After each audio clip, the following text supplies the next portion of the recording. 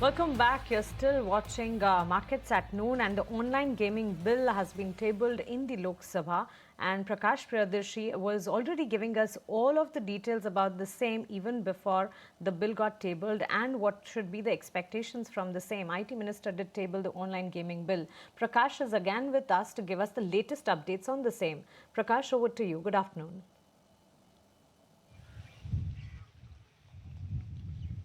Yeah, good afternoon. The bill was introduced in the Lok Sabha by the IT minister, which endorses, regulation of real money gaming platforms. A very significant development coming in. In fact, a uniform legal framework will be established going forward that criminalizes online betting, imposes penalty and punishment. The provision which have been mentioned in the bill. Along with that, however, the bill there'll be clear distinction between e-sports and casual online games, according to provision of the bill, which clearly prohibits offering online money gaming services, advertising or promoting such platforms, processing or transferring funds related to real money games through banks or financial institutions. It is important to note that the bill will empower the regulatory authority to examine whether a particular game qualifies as an online money game, and the bill does not criminalizes players who participate in such games.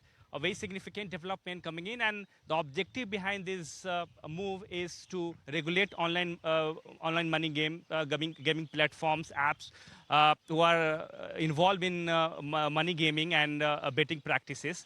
The government has come out with the clear distinction between e-sports and online gaming apps, casual gaming apps. In fact, the government at one hand is clearly mentioning that it supports online gaming industry, providing clarity, working on the idea to establish uniform laws, because they are fragmented laws all across the states. There is no clarity in the laws, and therefore we are seeing clear violation in all these practices. Therefore, government has come out with a bill which endorses regulation of online gaming apps, discouraging betting and money gaming practices. And we are expecting that the government will initiate discussion on the bill going forward. However, the House is adjourned till 2 p.m. We are expecting that the government will initiate discussion and also try to sort out the concerns being raised all across the sectors. But at this point of time, the government is clear with the objective that it wants regulation of online gaming platforms and discouraging betting and real money gaming practices. Back to you. All right, Prakash, thank you so much for all the details, and you do keep an eye of what's happening at Lok Sabha, and we will take more details from you later on.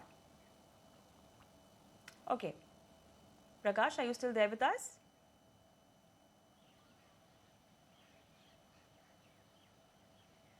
Okay, I also have Snehi joined. Snehi, could you also help us understand the entire gaming bill?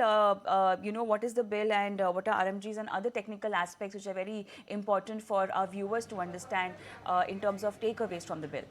Sure. So let's take a look at what this online gaming bill is, why this is such a big issue in today's session. First of all, this is applicable on real money gaming, which means any game where you have to pay an entry fee to start playing and you win rewards in the form of cash. That is where the bill is actually aiming to strike. This is not applicable on games where you have to make an in-store purchase or an in-app purchase. So that is not the ambit of this bill. Now, the government also says that because of all these cash transactions, there is also a very high chance of getting addicted, and that could affect public health and public life, social relationships, health, addiction, stress.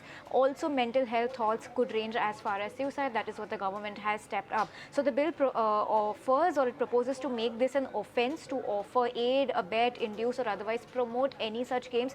They want to classify any game involving an entry fee or a deposit as online money game, regardless of whether it's a skill-based game or a luck-based game, like any gambling game. They also want to prohibit advertisements from such games. So that is some of the reasons why the government is hitting hard with this bill, and they're pushing for this bill as well. Now, who stands to be impacted? We're already seeing an impact coming in on Nazara Tech today. That stock is under pressure via its subsidiary Nodwin Gaming and Pokerbazi. That's their area of online gaming.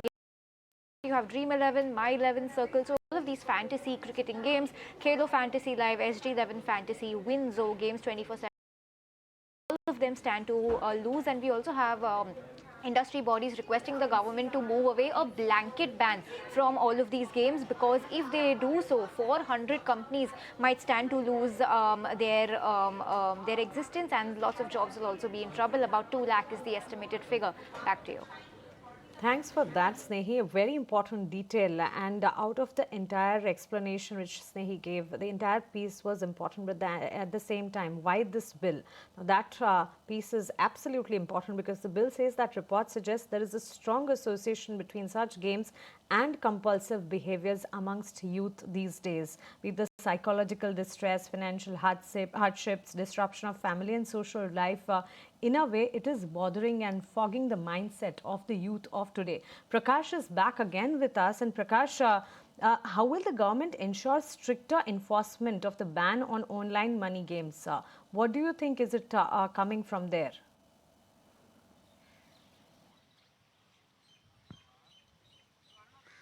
Yes, it is clearly mentioned in the bill that proposes there'll be a separate regulatory authority which will examine and classify whether the game is online real money game or e-sports. So there'll be clear distinction, and there'll be a regulatory authority which will examine and classify any such games. Such provisions have already been mentioned in the bill. Along with that, the government will also coming out with uniform legal framework. That means there'll be no fragmentation. There'll be no distinction between state laws and central laws. In fact, the state government's laws and the central government's law will be uniform, and therefore the government will try to plug in the gap. There'll be no fragmentation in laws. In fact, there'll be uniform regulatory authority which will oversee all these practices going forward. Along with that, the authority will also oversee the endorsement practices these real money games platforms are carrying forward, because we have seen a lot of such instances where celebrities are involved in such promotions. Therefore, at one hand, it endorses penalty provision and banning. It also endorses jail term for such celebrity and such real money games platforms involved in such practices. Along with that, if you look at the positive aspect of this overall initiative that the government has taken, that the boost of creative economy, empowering youth, safe digital environment, global leadership. So, prime objective that the government is moving ahead with, but we are getting clear sense from the government that they are aware of the fact that the digital gaming platforms are providing jobs, creating new opportunities, but there is, at the same time, it is essential for the government to come out with a clear regulatory framework. Back to you.